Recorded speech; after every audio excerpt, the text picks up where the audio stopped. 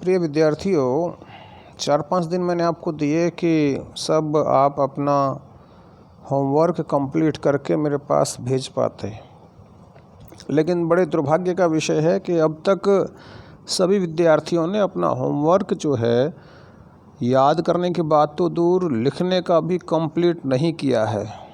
जिसका मतलब सीधा सा ये है कि खूब मौज मस्ती चल रही है, बढ़िया टाइम पास कर रहे हो अपना, और आपकी जो पढ़ने की इच्छा है वो उतनी नहीं है जितनी हम समझते हैं, और इस कारण से आप अब तक सब के सब जो अपना गृह कार्य कंप्लीट नहीं कर पाए हैं। चलो, आपकी इच्छा है, बड़े हो गए हैं आप, समझदार हो गए हैं, और शायद हमसे ज़्यादा समझदार हो गए हैं। आपको जैसा लगे वैसा करते रहिए। दूसरा कारण था मेरा सुस्त होने का। पाठ्यक्रम कट होना है 30%, और बोर्ड का सिस्टम अजीबोगरीब है। बीच बीच में से लेसन काट दिए CBSE ने, तो हरियाणा बोर्ड जो भिवानी बोर्ड है आपका, वो भी कहीं ऐसा ना करे कि बीच में से काट दे। ये भी दूसरा डर था, जिस कारण से मैंने सिलेबस जो है थोड़ा सा धीमी गति से चलाना शुरू कर दिया था। परंतु जो भी होगा देखा जाएगा। हम अगले कवि की ओर बढ़ते हैं, और ऐसे कवि का नाम मैं लेता हूं जो बहुत विशाल हस्ताक्षर हैं, बहुत बड़े कवि हैं। नाम है गजानन माधव मुक्तिबोध। ये आप ध्यान रखेंगे, गजानन माधव मुक्तिबोध। जैसा आपको पहले ही बताया गया है कि कवि का परिचय जो है वो पेपर में आता है, और कवि का परिचय पेपर में आता है तो इधर से जो है आपको मुक्तिबोध जी अवश्य मिलेंगे। इसलिए मुक्तिबोध जी का जो परिचय है, लेखक परिचय है, साहित्यिक परिचय है, वो अपनी नोटबुक में भी अच्छे से साफ़ सुथरा नोट करेंगे, और साथ ही साथ याद करने का भी प्रयास आप करेंगे। जन्म की बात करते हैं 13 नवंबर 1917, श्योपुर, ग्वालियर, मध्य प्रदेश में। रचनाएं चांद का मुंह टेढ़ा है, भूरी भूरी खाक धूल, ये कविता संग्रह हैं। काठ का सपना, विपात्र, सतह से उठता आदमी, ये कथा साहित्य। कामायनी एक पुनर्विचार, नई कविता का आत्मसंघर्ष, नए साहित्य का सौंदर्य शास्त्र। अब आखिर रचना क्यों नाम से समीक्षा की समस्याएं, एक साहित्यिक की डायरी, ये आलोचना ग्रंथ हैं, और भारत, इतिहास और संस्कृति, ये इनकी कुल मिलाकर के रचनाएं हैं। निधन हो गया 11 सितंबर 1964, तो 17 से 64 यानी कि केवल 47 ईयर्स जो हैं जिए इस देश की, समाज की, सोसाइटी की उत्तम साहित्य के द्वारा सेवा कर पाए। हमारी हार का बदला चुकाने आएगा संकल्प धर्मा चेतना का रक्त प्लावित स्वर, हमारे ही हृदय का गुप्त स्वर्णाक्षर प्रकट होकर विकट हो जाएगा। हार का बदला चुकाने वाले संकल्प धर्मा कवि मुक्तिबोध का पूरा जीवन संघर्ष में बीता। निराला जी आएंगे आगे, उनका जीवन भी बहुत संघर्ष में बीता। शायद उनसे अधिक संघर्ष इन्होंने ना किया हो, परंतु इनका जीवन भी बहुत संघर्ष में बीता है। उन्होंने 20 वर्ष की छोटी उम्र में बड़नगर मिडिल स्कूल में मास्टरी की। तत्पश्चात शुजालपुर, उज्जैन, कोलकाता, इंदौर, मुंबई, बेंगलोर, बनारस, जबलपुर, राजनांदगांव आदि स्थानों पर मास्टरी से पत्रकारिता तक का काम किया। कुछ समय तक पाठ्य पुस्तकें भी इन्होंने लिखी। छायावाद और स्वच्छंदतावादी कविता के बाद जब नई कविता आई तो मुक्तिबोध उसके अगवा कवियों में से एक थे। मराठी संरचना से प्रभावित लंबे वाक्यों ने उनकी कविता को आम पाठक के लिए कठिन बनाया, लेकिन उनके भावनात्मक और विचारात्मक ऊर्जा अटूट थी। जैसे कोई नैसर्गिक अंतःस्रोत हो जो कभी चुकता नहीं, खत्म नहीं होता, बल्कि लगातार अधिकाधिक वेग और तीव्रता के साथ उमड़ता चला आता है।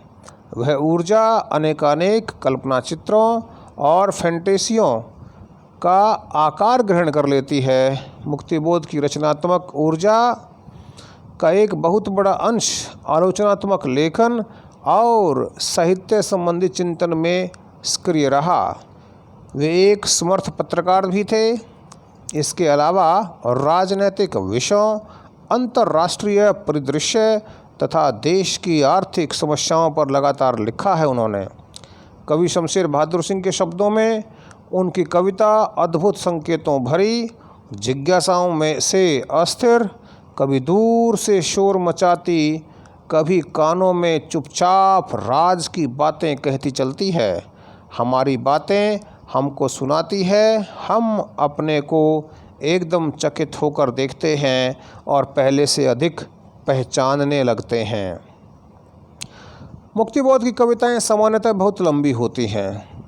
उन्होंने जो भी अपेक्षाकृत छोटे आकार की कविताएं लिखी हैं, उनमें से एक है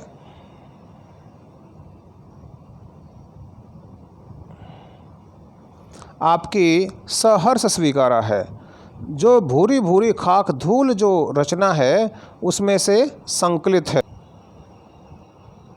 तो हाँ, हम बात कर रहे थे कि ये जो कविता है ये बहुत प्रसिद्ध कविता है और कविता का नाम क्या बताया बेटे? सहर्ष स्वीकारा है। सहर्ष स्वीकारा है जो इनकी ये रचना है, सहर्ष स्वीकारा, इनकी एक मुख्य रचना है भूरी भूरी खाक धूल। तो भूरी भूरी खाक धूल से ये कविता ली गई है। अब देखिए ये बहुत ज़बरदस्त लिखा है, इसको आप विशेष रूप से दिमाग में रखें, ध्यान रखें। एक होता है, इन्होंने देखिए ये कहते हैं, हाँ जी, एक होता है स्वीकारना और एक होता है खुशी खुशी स्वीकारना। एक होता है स्वीकारना, दूसरा होता है सहर्ष स्वीकारना, यानी कि खुशी खुशी स्वीकार कर लेना। यानी कि जैसे आपको कोई काम कहता है तो आप एक तो बड़े खुश होकर करते हैं और एक चलो ठीक है यार कहा है तो कर लें, और एक ये भी होता है कि क्यों करूं। तो कई प्रकार के मन में विचार आते हैं और ये कविता का जो नाम आप देख रहे हैं ये है सहर्ष स्वीकारा है, यानी खुशी खुशी स्वीकार कर लिया है। यह कविता जीवन के सब दुख सुख संघर्ष अवसाद, दुख सुख संघर्ष अवसाद, उठा पटक सम्यक भाव से अंगीकार करने की प्रेरणा देती है कि जीवन में जितने भी दुख हैं, सुख हैं, अच्छाई बुराई, घटिया बढ़िया, ऊंच नीच, अच्छा बुंडा, जो कुछ भी है वो सब कुछ अंगीकार, अंगीकार का मतलब स्वीकारना की प्रेरणा देती, शिक्षा देती है। कवि को जहाँ से ये प्रेरणा मिली, प्रेरणा के उस उत्स तक, उस स्रोत तक, उस सोर्स तक भी हमको ले जाती है। उस विशिष्ट व्यक्ति या सत्ता के इसी सहजता के चलते उसको स्वीकार किया था, कुछ इस तरह स्वीकार और आत्मसात किया था कि आज तक वह सामने नहीं भी है तो आसपास उसके होने का एहसास है। मुस्काता चांद जो धरती पर रात भर, मुझ पर त्यों तुम्हारा खिलता वह चेहरा है। ये पंक्ति आएगी कविता के बीच में बेटा, बहुत अच्छी पंक्ति है, समझाऊंगा आपको उस समय। चूँकि यह एहसास आप्लावनकारी है, क्रांतिकारी है और कविता का मैं उसकी भाव प्रवणता के निजी पक्ष से उबरकर सिर्फ विचार की तरह उसे जीना चाहता है, क्योंकि वह बृहत्तर विश्व की गुत्थियाँ सुलझाने में उसकी मदद करेगी। वह दिवंगता माँ, प्रश्न आएगा कौन है वो? दिवंगता माँ हो सकती है, पत्नी हो सकती है, बहन हो सकती है, सहचरी हो सकती है, फ्रेंड हो सकती है। सहज स्नेह की ऊष्मा जब विरह में अग्निशिखा से उद्दीप्त हो उठी है, थोड़ी थोड़ी सी निस्संगता भी एकदम से ज़रूरी हो गई है और वह चाहने लगा है मोह मुक्ति, मोह से मुक्ति, सांसारिक मोह माया से मुक्ति। चाहने लगा है कि भूलने की प्रक्रिया एक अमावस की तरह उसके भीतर इस तरह घटित हो कि चांद जरा सा ओट होले। अंधेरे से सामना हो तो चित्त की ताकत बढ़े। बहुत अच्छी पंक्ति है। अंधेरे से सामना हो तो चित्त की ताकत बढ़े। यदि आप केवल रोशनी में रहेंगे, केवल रोशनी में रहेंगे और फिर एकदम जो अंधेरा आ जाएगा तो फिर आपका चित्त जो है उसका सामना नहीं कर पाएगा। आपका हृदय, आपका मन, आप उसका सामना नहीं कर सकते। लेकिन अंधेरा उजाला, उजाला अंधेरा, सुख दुख, दिन रात, धूप छाया, छाया धूप, ये जब चलता रहता है तो हम जो भी अनुकूल है उसका भी सामना करते हैं और प्रतिकूल का भी सामना करते हैं। प्रेमचंद जी ने कहा था कि दुख व्यक्ति को मांझता है। जीवन में दुख नहीं है, केवल सुख ही सुख है, तो फिर आप समझ सकते हैं कि बहुत आप कमज़ोर हो जाएंगे। लगातार यह भौतिक और मानसिक अवलंब अंदर एक अज्ञात भय भी कायम करता है, डर भी कायम करता है।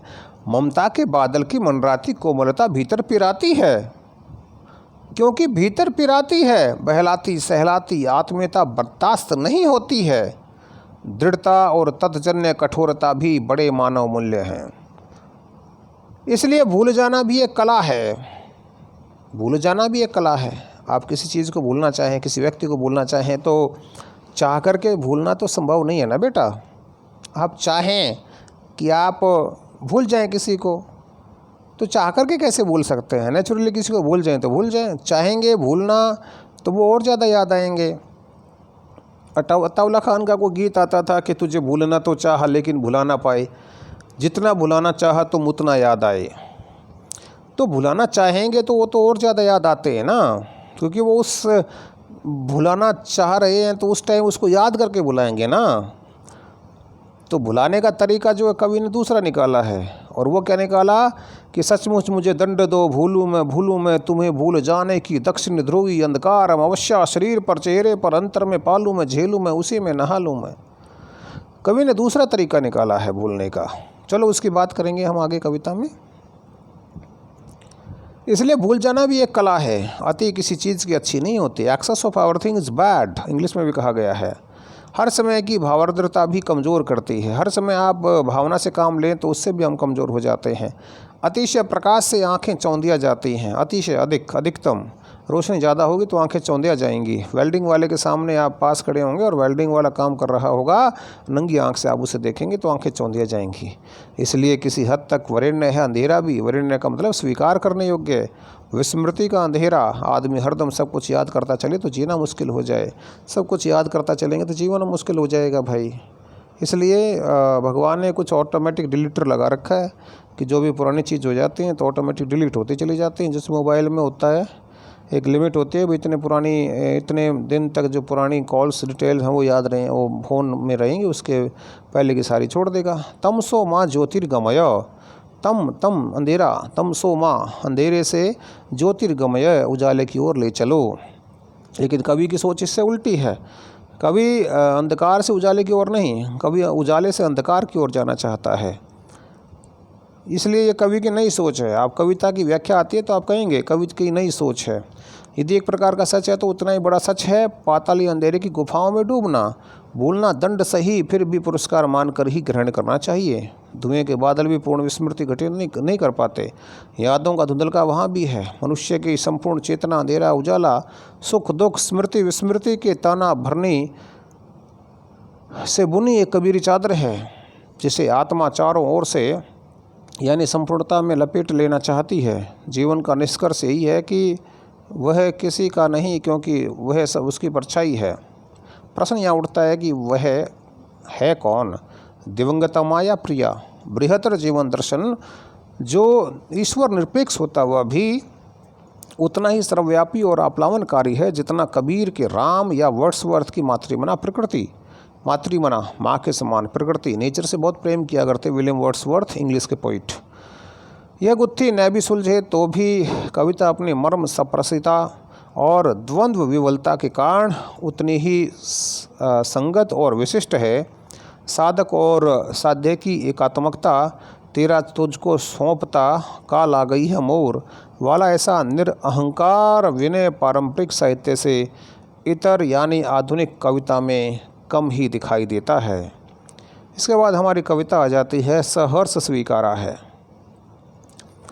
देखिए, इसका आज हम आदर्श वाचन करने की कोशिश करते हैं। इसको पढ़ते हैं और कल फिर इसकी जो है मैं आपको व्याख्या करवाऊंगा। सहर्ष स्वीकारा है, ध्यान रखेंगे, हा के ऊपर अनुस्वार नहीं आएगा। सहर्ष कोशिश स्वीकारा है, स और व आपस में टच हो जाएंगे क्योंकि स आधा है। ज़िंदगी में जो कुछ भी है, जो भी है, सहर्ष स्वीकारा है, इसलिए कि जो कुछ भी मेरा है वह तुम्हें प्यारा है।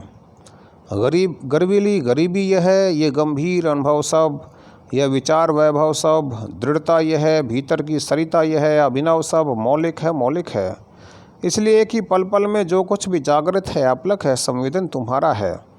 पर जाने क्या रिश्ता है, जाने क्या नाता है, जितना भी उड़ेलता हूँ भर भर फिर आता है। दिल में क्या झरना है, मीठे पानी का सोता है, भीतर वह ऊपरतम मुस्काता चाँद जो धरती पर रात भर, मुझ पर त्यों तुम्हारा खिलता वह चेहरा है।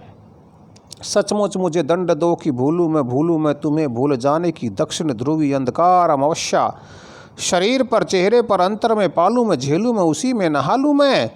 इसलिए कि तुमसे ही परिवेष्टित आच्छादित रहने का रमणीय यह उजेला अब सहा नहीं जाता है।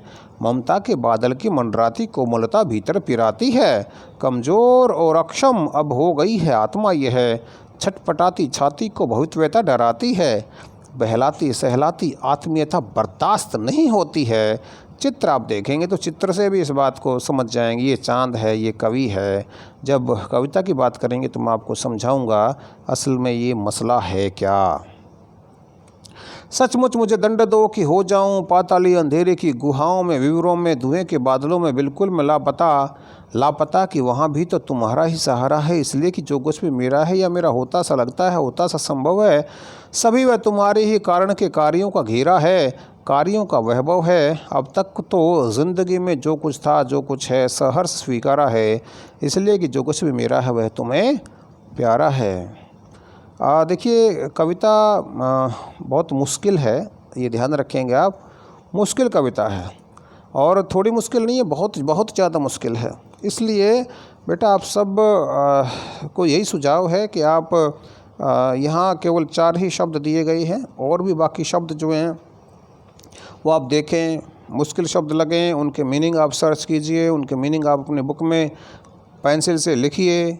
जब मैं आपको एक कविता कल पढ़ाऊंगा तो पहले मैं आपको शब्दार्थ नोट कराऊंगा, वो शब्दार्थ आप उसमें अवश्य लिखेंगे। और एक बार हमने ये कविता पढ़ी है, आप इस कविता में से 2-3-4 बार निकलना, 2-3-4 बार इस कविता को आप पढ़ेंगे तो कुछ न कुछ ऑटोमेटिक जो है आपको समझ में इस कविता में से आता जाएगा। कल इसकी हम बात करेंगे। अब तक जो कुछ हम कर चुके हैं उसका जो लिखने का कार्य है वो आप अवश्य